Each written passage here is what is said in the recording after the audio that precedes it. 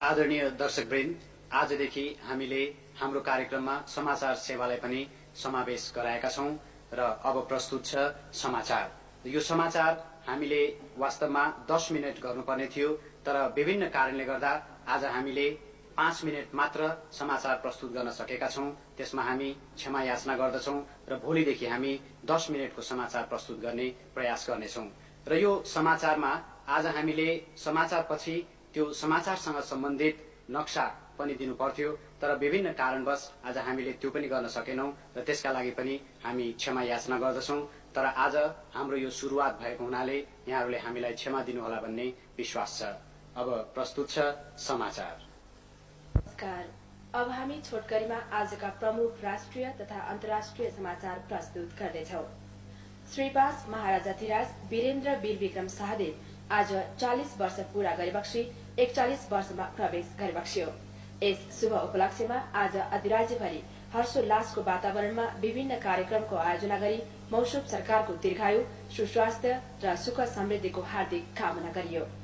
हेटौडामा आज आयोजित एक विशेष एवं भव्य समारोहमा श्रीपास महाराजाधिराज सरकारबाट मौसुब सरकारको चुनावमा चढाइएको हार्दिक अभिनन्दन ग्रहण गरिबक्स्यो।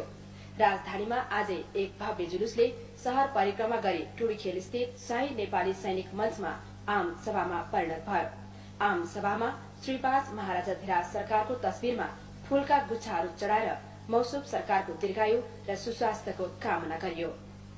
श्रीपास महाराजाधिराज सरकारको शुभ जन्मोत्सवको उपलक्ष्यमा विभिन्न मित्र राष्ट्रका राष्ट्राध्यक्ष एवं प्रधानमन्त्रीहरूले मौसुब सरकारको सुस्वास्थ्य र दीर्घायुको कामना गर्दै सन्देशहरू पठाउनु भएको छ। श्रीपास महाराजाधिराज सरकारबाट मौसुब सरकारको शुभ जन्मोत्सवको उपलक्ष्यमा श्रीपास बडा महारानी राज परिवार समेत गरी 270 जना महानुभावलाई पदक, विभूषण तथा नगद पुरस्कार प्रदान गरिबक्सेको छ। यसै उपलक्ष्यमा आज काठमाडौँमा विभिन्न संस्थाहरूले श्रीपास महाराजाधिराज सरकारको देनबारे प्रवचन कार्यक्रमहरूको पनि आयोजना गरेको थियो।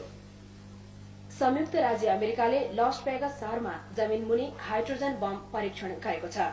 दोस्रो विश्वयुद्धको बेला जापानको हिरोशिमालाई ध्वस्त पार्ने आणविक बमको शक्तिभन्दा 10 गुणा बढी क्षमता भएको हाइड्रोजन बम जमिनको सतहभन्दा 549 मिटर मुनि परीक्षण गरेको थियो।